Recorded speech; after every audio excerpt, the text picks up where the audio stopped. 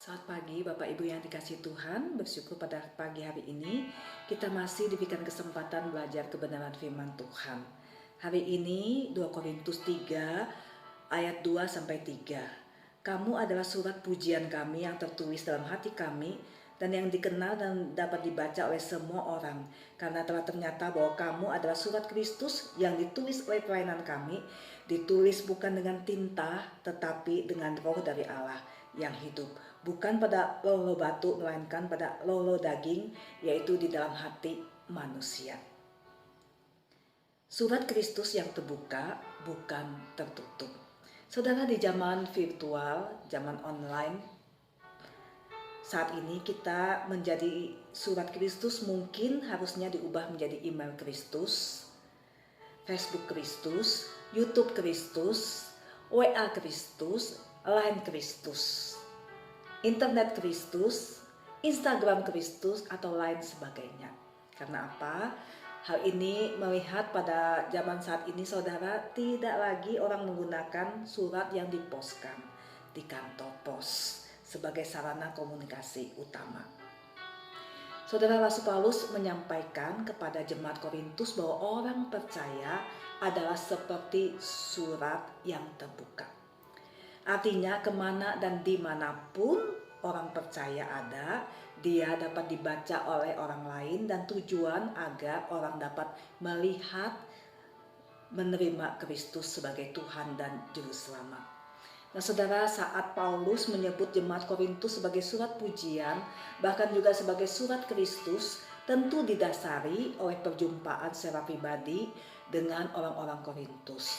Karena apa? Karena kalau kita baca dalam surat 1 Korintus, saudara, kita melihat bagaimana orang Korintus itu banyak persoalan dan kasus.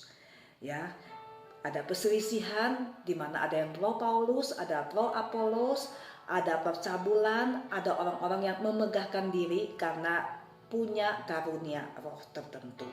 Bahkan beberapa orang ada yang meragukan kebangkitan Kristus. Tetapi bagaimana mungkin, saudara, di 2 Korintus 3 ayat 2 dan 3 yang kita baca tadi, saudara, Paulus menyebut mereka sebagai surat pujian dan surat Kristus. Tentu saudara, pujian Paulus tersebut bukan sekedar ingin menyenangkan hati para pembaca, yaitu jemaat Korintus. Mungkin saudara, ini adalah dorongan bagi mereka. Memang mereka pernah berdosa dan jatuh dalam berbagai persoalan dan dosa. Tetapi tidak berarti jemaat Korintus tidak bisa berubah. Kuasa Kristus mampu mengubah hidup mereka. Saat orang mengenal akan Kristus secara mendalam, akan melahirkan kuasa ilahi di dalam kehidupan orang percaya, sehingga dia menjadi pribadi-pribadi yang berubah. Saudara, saya teringat dengan kesaksian seorang utusan Injil di Tiongkok yang pernah mendengar kesaksian tentang seorang Tionghoa di sana. Saat utusan Injil itu bertanya kepada seorang ibu, "Ibu, pernahkah engkau mendengar tentang Injil Kristus?" Saudara, sang ibu menjawab, "Saya tidak pernah mendengar Injil Kristus, tetapi saya pernah melihat Injil Kristus."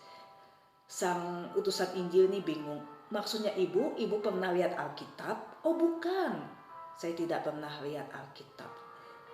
Tetapi saya melihat ada tetangga saya, dari seorang yang jahat, suka pukul istri, pukul anak, suka mabuk-mabukan, berjudi, bahkan sering ribut dengan tetangga. Suatu hari dia dikunjungi oleh seorang pendeta.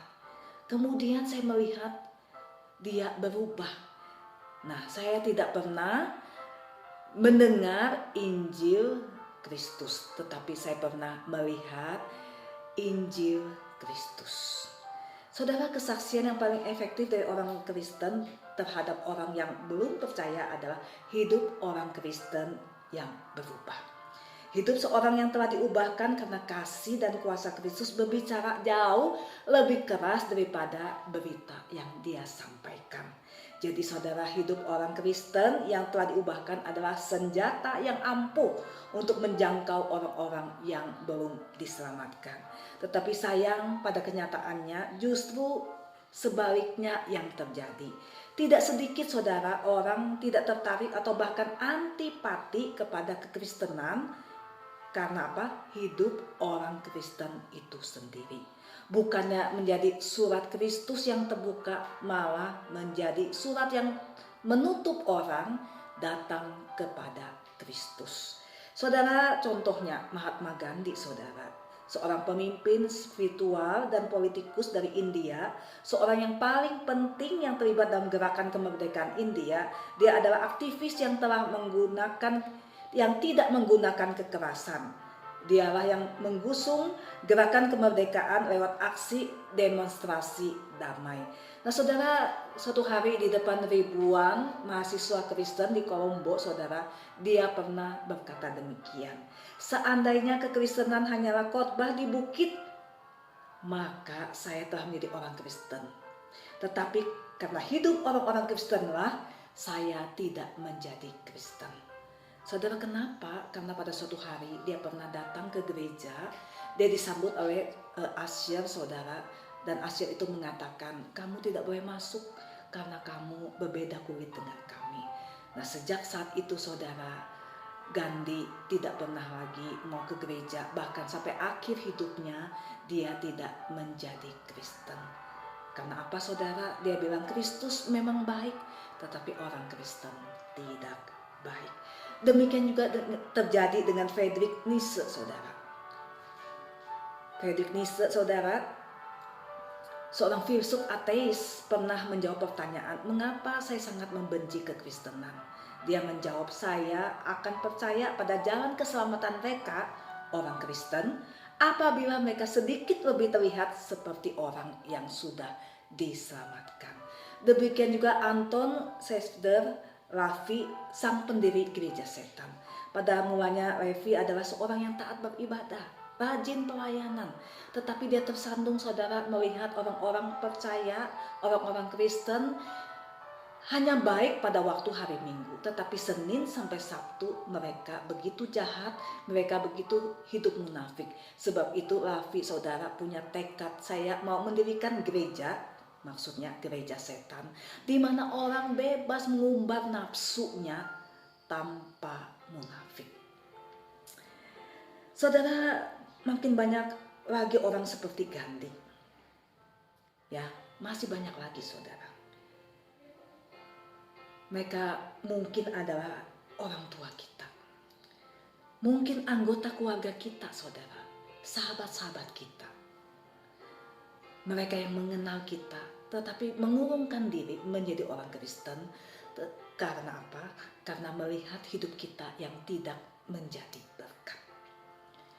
Betapa sering kita tidak mampu menampakkan diri sebagai surat pujian dari Allah. Karena dalam prakteknya kita lebih banyak menebak benih kebencian. Pikiran kita jahat. Mungkin ada orang Kristen yang melakukan percabulan, keserakahan, kelicikan, iri hati, hujat, kesombongan, dan 1000 macam rupa keduniawian di antara sesama manusia. Menutup orang mengenal Kristus. Karena itu saudara, marilah kita belajar bersama-sama menjadi surat Kristus yang terbaca, yang terbuka, sehingga orang dapat mengenal Kristus lewat hidup kita. Bukan sebaliknya, menutup pintu kesempatan bagi orang untuk mengenal Kristus karena kelakuan kita yang tidak sama dengan Kristus. Saudara, biarlah Tuhan tolong kita, jadilah surat Kristus yang terbaca, yang terbuka, bukan tertutup.